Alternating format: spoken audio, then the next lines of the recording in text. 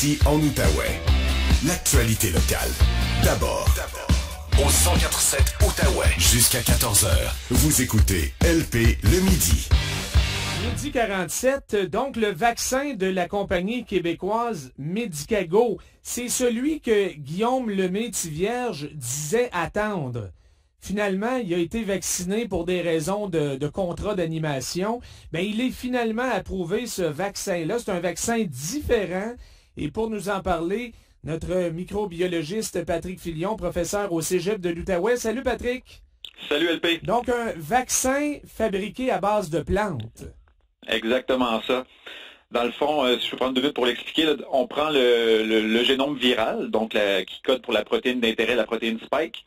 On va mettre cette information génétique-là dans une bactérie qui s'appelle Agrobacterium tumefaciens. Retenez ça tout le monde, c'était à l'examen la semaine prochaine. On a pris des notes, Patrick. Absolument. Puis la bactérie, elle, va servir dans le fond de véhicule pour aller installer le génome viral dans une plante, qui est un plant de tabac en fait. Donc on modifie génétiquement la bactérie, on met la bactérie en présence de la plante va recevoir cette information-là génétique et va produire les protéines virales. Par la suite, on récupère par un procédé un petit peu plus complexe la dite protéine et c'est ce qu'on va retrouver dans les vaccins avec un petit adjuvant là, qui est une substance pour augmenter la réponse immunitaire. Donc, dans le fond, c'est vraiment la façon dont la protéine a été produite qui est différente dans ce cas-ci, mais somme toute, c'est une protéine virale, ou du moins qui va mimer la protéine virale du virus pour que nous, on puisse produire une réponse immunitaire contre celle-ci. Je ne sais pas si c'est parce qu'on parle de plantes, mais il y en a... des gens là qui ont peut-être une certaine crainte du vaccin, entre autres du ARN messager, qui le trouvent plus attirant, ce vaccin-là. Puis je parlais de Guillaume Lemay-Thivierge, c'est exactement ça.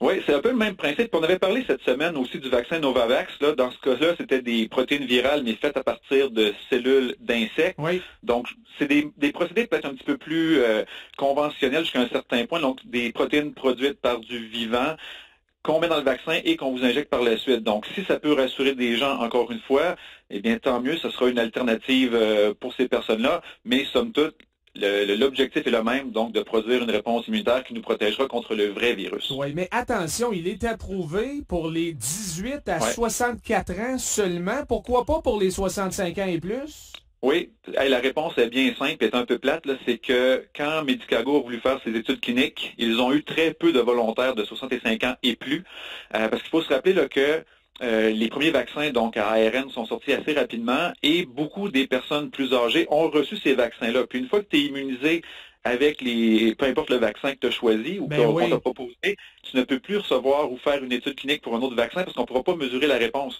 Donc, il y avait très peu de personnes, on va dire, disponibles de 65 ans et plus, et on n'a pas fait les essais pour les 18 ans et moins parce que les études cliniques, normalement, on commence par les personnes adultes et après, on va chez les enfants. Donc, c'est peut-être quelque chose qui va se faire pour les 18 ans et moins, mais pour les 65 ans et plus, il y en a de moins en moins qui sont disponibles parce qu'ils ont été immunisés par d'autres vaccins. Donc, victime de son retard par rapport aux grandes compagnies pharmaceutiques de ce monde. Ça apporte quoi de plus à ce point-ci de la pandémie, Patrick? J'essaie de comprendre. Oui. Disons qu'à ce point-ci, on vient de le dire, il y a un petit peu de retard. Donc, il y a beaucoup de gens qui ont été vaccinés par d'autres méthodes. Ça demeure quand même une arme intéressante là, pour soit la distribuer là, dans les efforts, on va dire, mondiaux. Donc, on pourrait s'en servir pour le donner ailleurs. Certaines personnes pourraient le recevoir parce qu'ils sont plus confiants face à ça. Mais somme toute, c'est pas un vaccin, par exemple, qui est plus efficace contre les variants. C'est vraiment, encore une fois, un vaccin qui a été produit contre le virus initial. Il y a quand même une protection. On parle de 71% de protection, donc c'est quand même pas négligeable. Mais à ce point-ci, je crois que ce qu'il faut retenir, c'est que la technologie maintenant est au point. Et si on devait créer un nouveau vaccin, peut-être pour des variants ou pour une autre pandémie, eh bien, on pourra peut-être activer le processus plus rapidement. Donc, c'est intéressant parce que c'est une compagnie québécoise, donc on pourrait devenir un petit peu indépendant dans la production de nos vaccins, donc moins dépendant justement des autres compagnies qui viennent de l'extérieur. Donc, s'il y avait un vaccin annuel éventuellement, on le produit chez nous, puis à quelque part, c'est comme encourager l'achat local aussi, là. Oui, absolument. Donc, il y a plein de choses positives. C'est sûr que pour la pandémie actuelle, c'est un petit peu en retard, mais c'est pas du temps et des ressources qui ont été perdues. Là, je pense qu'on va être gagnant à moyen terme en ayant une compagnie comme celle-là là, qui peut produire des vaccins localement. Fort intéressant. Merci beaucoup, Patrick.